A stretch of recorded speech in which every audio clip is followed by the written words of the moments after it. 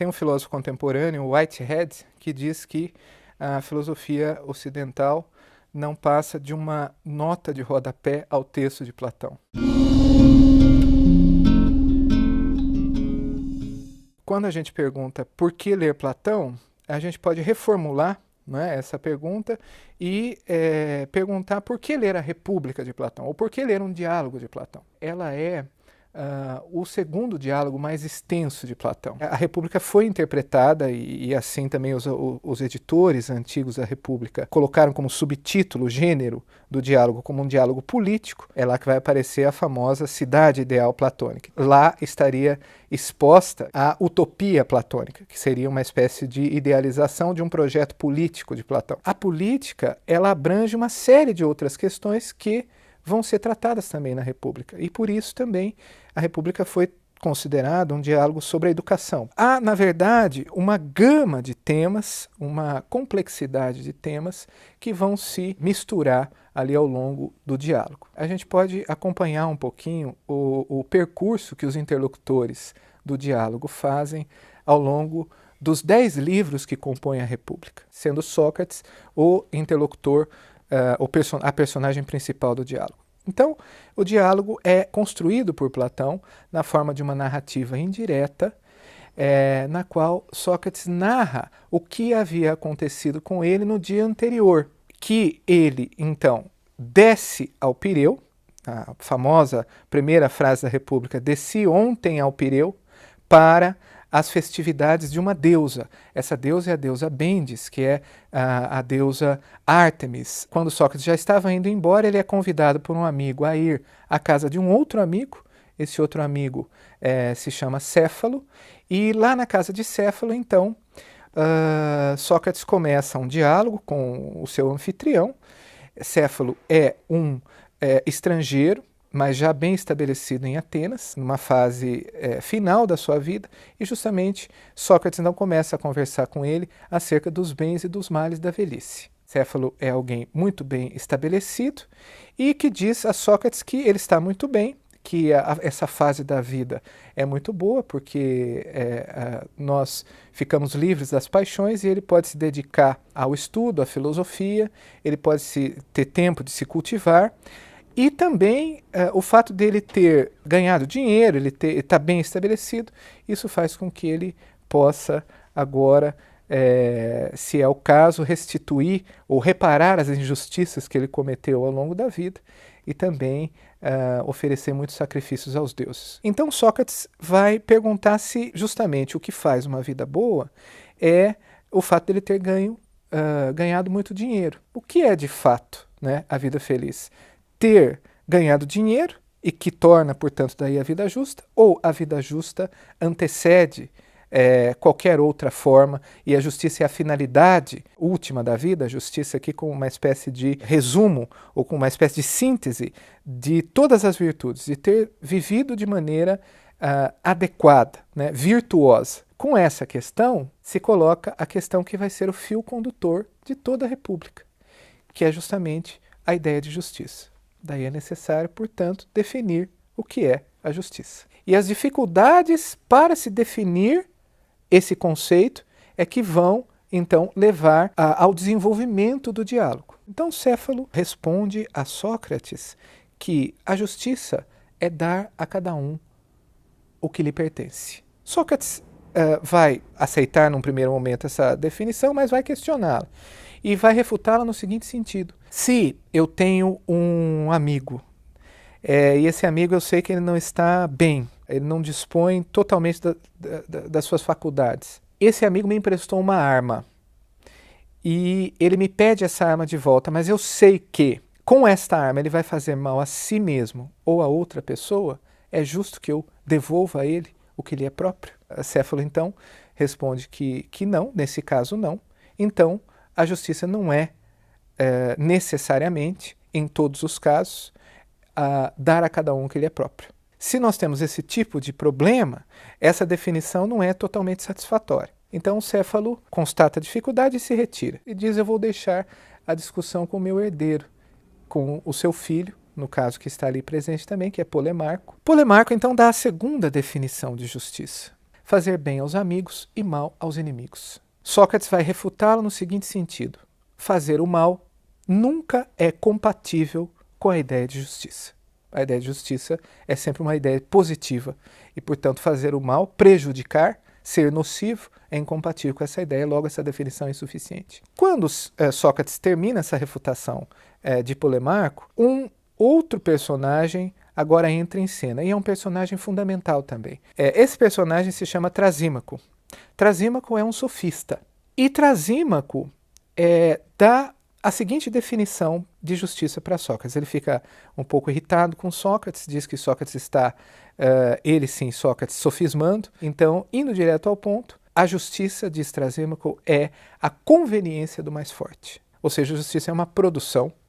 A justiça não tem nenhuma relação com o bem, um bem em si mesmo, mas simplesmente com uma conveniência e com uma utilidade que o mais forte faz valer conforme a ocasião. Sócrates dá o exemplo de alguém que seria um homem muito forte, que seria o exemplo de um lutador de Pancrácio, que literalmente vale tudo, e diz também a lenda que ele devorava um boi por dia. Então Sócrates conclui o seguinte: bom, se a justiça é a utilidade ou a conveniência do mais forte, então nós seremos justos se nós devorarmos um boi por dia. E ele se irrita com Sócrates, fala que Sócrates é numa tradução da República, Sócrates é um nojento. Trasímaco então vai colocar uma segunda posição, que é justamente a justiça é não apenas a conveniência do mais forte, mas a máxima injustiça, ou seja, a máxima conveniência é ser injusto, mas parecer justo. Por quê? Porque também a vida do injusto vale mais a pena do que a do justo, porque o justo só se dá mal e o injusto é sempre bem sucedido. Aí Trasímaco diz que, na verdade, em todas as artes, em todas as atividades humanas, o que as pessoas buscam é a utilidade. Ele diz o seguinte: o médico cuida do paciente porque ele quer ganhar. Ele não está preocupado com a saúde. Portanto, ele visa a sua utilidade. Assim como também o pastor, que cuida das ovelhas para tosquear as ovelhas. Sócrates vai refutar no seguinte sentido: cada arte tem uma finalidade própria, né? Então, a medicina visa a saúde e o pastoreio visa justamente o bem das ovelhas, pastorear as ovelhas. Então, o bem é justamente a realização de uma finalidade que já está inscrita na própria noção da arte. A arte de ganhar ou de lucrar é uma outra arte que daí Sócrates não vai definir. Trasímaco se retira da discussão e Sócrates diz que, de fato, ele também não havia definido o que é a justiça em si e que seria necessário fazer isso. E justamente assim se encerra o livro 1 da República. A dificuldade de se definir a justiça é que vai fazer com que os interlocutores, então, abram o livro 2 e agora ficam só dois jovens discutindo com Sócrates, Glaucon e Adimanto. Glaucon faz uma nova provocação a Sócrates, fazendo uma apologia da injustiça. Glaucon vai defender essa tese e dizer que a experiência nos mostra isso. Basta nós olharmos e nós vamos ver que aquelas pessoas que agem segundo a sua própria conveniência, sem nenhum critério maior do que isso, sempre são mais bem-sucedidas. E ele vai ainda colocar uma segunda questão, que é a seguinte: na verdade, nós, por natureza, não somos justos. Nós tendemos a agir conforme a nossa própria conveniência ou a nossa utilidade.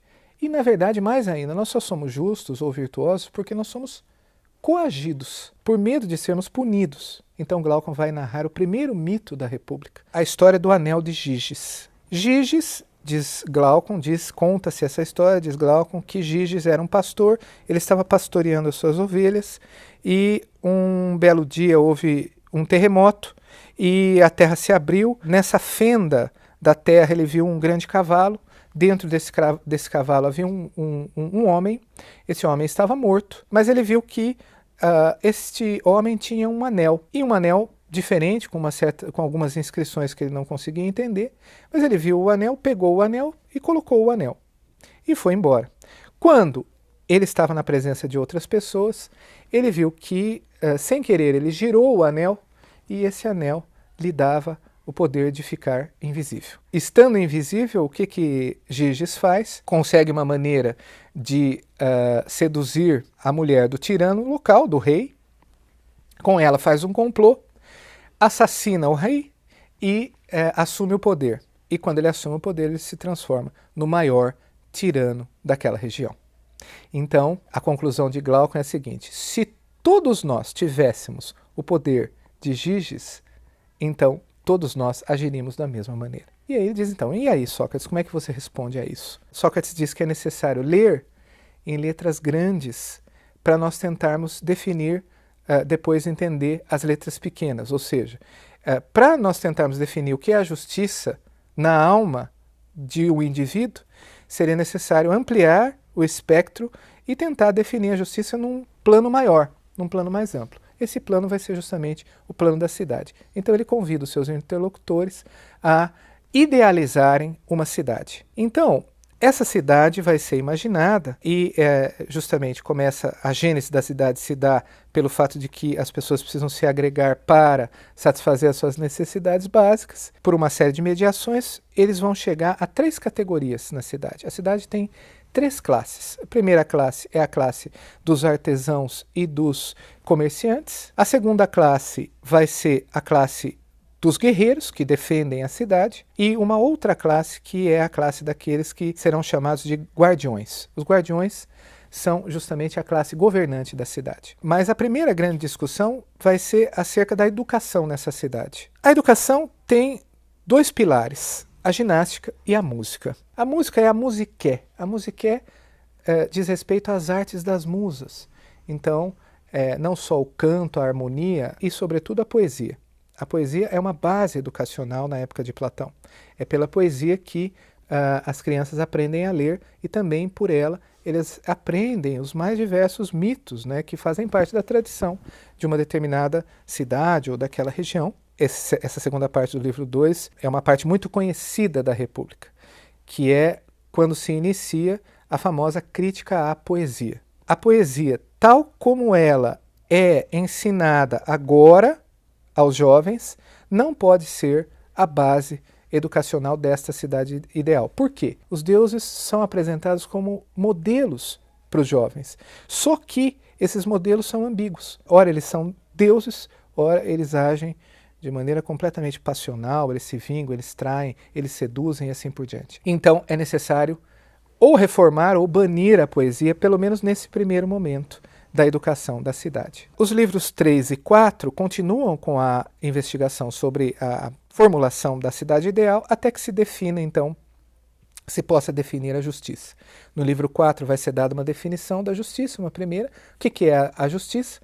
A justiça é justamente a harmonia entre as partes da cidade, cada qual cumprindo a sua função. Vai ser apresentado esse famoso também argumento da função. A função é dada pela aptidão de cada cidadão ao exercer as suas tarefas na cidade e ao se colocar na cidade, mas não há, ao mesmo tempo, o que vem a ser uma cidade injusta. Uma cidade, por exemplo, em que há ricos e pobres, ou em que há justamente uma grande discrepância entre as classes dos cidadãos. Ora, isso não existe nessa cidade. Assim também vai acontecer na alma do cidadão, na alma de cada indivíduo, porque a nossa alma é, assim como a cidade é dividida em 3, a nossa alma também tem 3 partes. A nossa alma tem uma parte racional, uma parte apetitiva ou responsável pelo desejo, pelas emoções, etc. E uma parte que eles chamam de ímpeto, ou a parte impetuosa, que é essa parte responsável pela nossa ação, de fato. O que vem a ser a justiça na alma? É justamente a harmonia entre as partes da alma, uma alma harmoniosa, preservando-se a ideia de que a razão, ao cumprir, então, a sua função, ela realiza uma função de comando, de coordenação e de educação das outras partes, sobretudo da parte desejante da alma, da parte apetitiva. No livro 5, os interlocutores vão dizer que muitas coisas ficaram para trás. E aí que vão aparecer 3 grandes dificuldades que precisam ser resolvidas em relação a essa cidade ideal, que vão ser tratadas como 3 ondas que precisam ser transpostas. A primeira onda, famosas 3 ondas da República, a primeira onda diz respeito a comunhão de bens entre aqueles que governam a cidade. Os governantes não devem ter nem propriedade privada, nem família. A segunda onda diz respeito à capacidade ou à igualdade entre os homens e as mulheres no que diz respeito tanto ao governo da cidade quanto à guerra. A resposta vai ser positiva. As mulheres podem governar a cidade e podem ir para a guerra. Agora, a terceira dificuldade é a mais famosa, que é quando Sócrates enuncia a seguinte tese: a cidade não será justa enquanto os reis não forem filósofos ou os filósofos não forem reis. Justamente aí começa então um problema que é da educação do governante. Aquele que tem aptidão para governar deverá receber uma educação adequada para isso. E essa educação só pode ser uma educação filosófica, porque é só a educação filosófica que nos capacita, ou que capacita o governante a contemplar a ideia do bem, que é a ideia máxima existente no plano das ideias. Nos livros 6 e 7 vai começar justamente toda uma digressão filosófica que vai tratar do objeto do saber do filósofo. O que nós podemos destacar nesses livros 6 e 7 são 3 comparações que são feitas, que são os famosos, também conhecidos, 3 símiles da República de Platão. O primeiro símile é o símile a comparação da linha, e aqui nós vamos entender essa divisão entre sensível e inteligível. Depois, o segundo símile é o símile do Sol, a analogia solar, e o terceiro é a famosa alegoria da caverna. Resumidamente, o símile da linha diz o seguinte: Sócrates pede para que se imagine uma linha dividida em 2 partes. Essa linha dividida em 2 partes representaria 2 planos da realidade. Um plano sensível, que é o plano da mudança, e é o plano dos seres que, na medida em que mudam, não têm uma realidade autêntica, não têm uma identidade, mas apenas participam da sua identidade verdadeira, que está num outro plano, que é o plano inteligível. É preciso percorrer pelo conhecimento, e é isso que vai fazer a dialética, os vários níveis, tanto do ser quanto do conhecimento, para se chegar justamente ao máximo conhecimento, que é a ideia do bem. Vamos pegar uma coisa bela, não é? Alguma coisa que tem uma aparência de belo, não é? Quando você contempla um quadro de uma paisagem. Então esse é um conhecimento da imagem. Depois nós passamos para um conhecimento da paisagem. Eu posso descrever a paisagem. Então isso corresponderia a uma certa descrição, que é a opinião. E aí eu passo para o plano inteligível, que é o plano a partir do qual, pelo raciocínio, eu chegarei à tentativa de uma definição do que é o belo. Não é? Agora, o belo em si não será mais a imagem da paisagem, mas vai ser aquilo que faz com que, naquela paisagem e no quadro da paisagem, faz essas 2 coisas belas. Então, nós podemos resumir em 4 níveis de conhecimento. O conhecimento das imagens, a opinião, a razão discursiva e a intelecção. A ilustração que vai ser dada justamente no terceiro símile, que é a alegoria da caverna. Para entender esse terceiro símile, comentar a segunda comparação que vai ser feita, que é a comparação do Sol, ou a analogia solar. E Sócrates diz assim: eu não posso definir o bem, eu posso apenas falar do filho do bem. O filho do bem é o Sol. O que o Sol é para o mundo sensível, o bem é para o mundo inteligível. É por isso que nós precisamos da ideia do bem. Porque o que é o Sol no mundo sensível? Ele dirá: é fonte de crescimento e de nutrição de todas as coisas, e de manutenção da sua vida.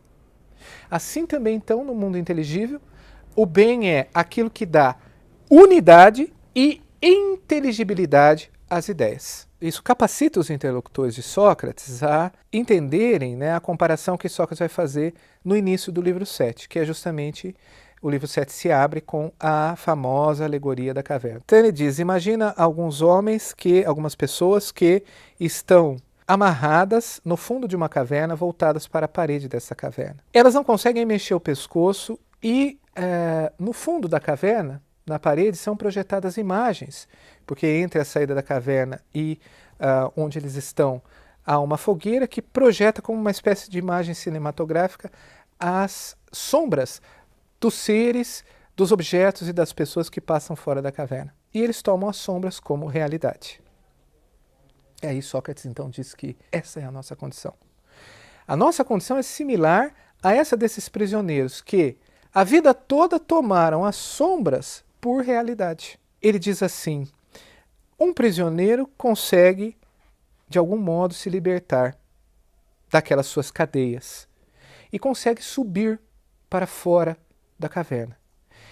E quando ele sai da caverna, ele vê os objetos realmente como eles são, iluminados pela luz do sol. Então essa é a imagem do filósofo que sai da caverna e contempla as coisas enquanto tais, iluminadas pela luz do sol. Assim também se dá o conhecimento. Pela ideia do bem, o nosso intelecto é capaz de contemplar as ideias e, ao contemplá-las, adquirir um critério para distinguir a imagem da realidade. E, portanto, adquirir um critério para se ter saber, conhecimento. Então, agora nós não estamos restritos ao plano da opinião, mas nós podemos ter saber. E como se tem saber? Justamente pelo exercício da dialética. O prisioneiro, quando ele volta, né, para o fundo da caverna, ele vai dizer assim: olha, o que vocês estão vendo não é a realidade é outra coisa, vocês estão vendo sombras. Eles dirão: ora, você está louco, saia daqui, senão nós o matamos. Então aí, essa é um eco de um grande impacto que Platão sofreu, e alguns dizem que foi sob esse impacto também, esse impacto ainda motivou Platão na escrita da República, que é justamente a morte de Sócrates. Uma cidade que é justa, como Atenas, ou que pelo menos é extremamente desenvolvida, culta, uma das cidades mais desenvolvidas da Grécia, e, no entanto, ela mata, pela votação da maioria, um homem como Sócrates. Ora, a verdade, então, pode ser a opinião? E mais, se a verdade é a opinião da maioria, como é que, então, nós vamos colocar essa questão? Se a verdade é a opinião da maioria, é justa a cidade que matou Sócrates. Mas isso não pode ser uma contradição em termos. Logo, a verdade não é a opinião, e muito menos a opinião da maioria, que pode ser manipulada. Então aí vai haver toda uma discussão depois sobre o percurso que deve ser feito no currículo, né, do filósofo. A formação do dialético começa com a matemática. Bem, aí vai se percorrer uma série de outras ciências até se chegar à dialética. Bem, aí o dialético vai ser formado, mas quando ele é formado, é aí que ele vai estar capacitado para, ao contemplar a ideia do bem, governar a cidade. Ele não vai receber nada para isso, ele vai governar por dever, por retribuição à educação que a cidade deu a ele. Aí nós terminamos o livro 7, o livro 8 vai fazer uma tipologia das formas de governo. A própria cidade, se ela se realizar, ela vai se degenerar. Isso é uma característica de tudo que se realiza no mundo do devir, no mundo do sensível, no mundo sensível para Platão. Tudo que nasce se degenera. A cada forma de governo corresponde um tipo humano. A timocracia corresponde ao homem timocrático. A oligarquia, o homem oligárquico. A democracia, o homem democrático. E a tirania, o tirano. O que é a timocracia? Eu disse, é o governo militar. O que é o governo militar? É um governo marcado pela disciplina. A disciplina, no entanto, ela se reverte contra si mesma. Os governantes vão começar a acumular bens e vão começar a enriquecer, porque justamente aquilo que é reprimido e muito disciplinado retorna na forma de uma outra paixão. Ele terá uma paixão fundamental, que é a paixão da ambição, que vai dominá-lo. Então a timocracia se degenera numa outra forma, que é a oligarquia, que é o governo dos ricos. O homem oligárquico é aquele justamente que vai ser dominado pela paixão da ambição. A oligarquia gera um abismo entre ricos e pobres, uma convulsão social, uma violência comum, e então ela vai se degenerar na democracia. Muitas vezes se confundiu isso. Platão não está fazendo uma crítica, e nós não podemos identificar essa crítica com as formas de democracia ou o pensamento democrático contemporâneo. A questão é, a democracia lá é entendida como o reino da liberdade absoluta, e há uma grande inversão de valores. Na democracia, o pai teme o filho, o professor teme o aluno, tem mesmo o animal de carga, Platão faz uma brincadeira, obedece o seu dono. Justamente por causa disso, o caos se instaura, uma anarquia se instaura e alguém aparece como salvador da pátria. Ele é eleito, mas ele não vai mais sair do poder. E aí justamente nós temos a gênese da última forma, que é a tirania. E ao tirano, que é a figura da tirania, vai corresponder o homem tirânico. E é justamente assim que vai começar o livro 9, com um exame da psicologia do tirano. O tirano é aquele que é dominado pelas suas próprias paixões, portanto, antes de mais nada, ele é tirano de si. E por isso também ele tiraniza os outros. E o tirano não é só uma figura política, mas é uma figura como tipo psicológico que pode ser encontrado em qualquer lugar. Ele pode fazer o que ele quer, ele pode realizar todos os seus desejos. E o tirano, então, é aquele que faz acordado aquilo que as outras pessoas só têm coragem de fazer sonhando. Justamente, Sócrates vai dizer que é necessário agora uma grande pesquisa sobre os desejos. A vida boa vai ser definida por ele como uma mescla, um misto de reflexão e prazer. Prazer e reflexão. É justamente isso que o filósofo tem e o tirano não tem. O filósofo fez a experiência de todos os prazeres que o tirano fez, só que ele fez uma experiência a mais. Essa experiência é justamente a experiência de um prazer que é o mais elevado do que o ser humano é capaz, que é o prazer da reflexão. E, finalmente, a República se encerra com um grande mito escatológico, que é o mito de Ir.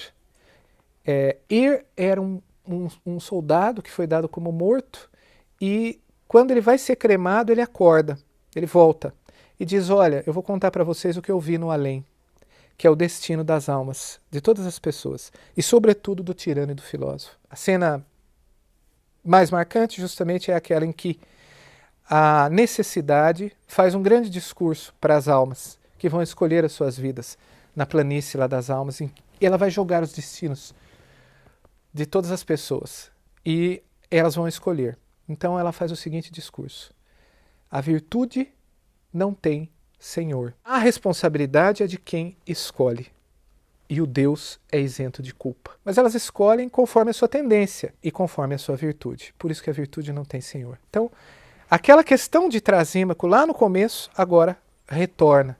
E a resposta está sendo dada, mas dentro de um contexto mítico, que é justamente o primado da vida boa é a virtude. Como termina a República nessa caminhada de 1000 anos em direção à felicidade. Você que tem interesse em filosofia, em arte, literatura, se inscreva no canal da Casa do Saber e comece essa viagem em direção ao conhecimento, que vai valer a pena.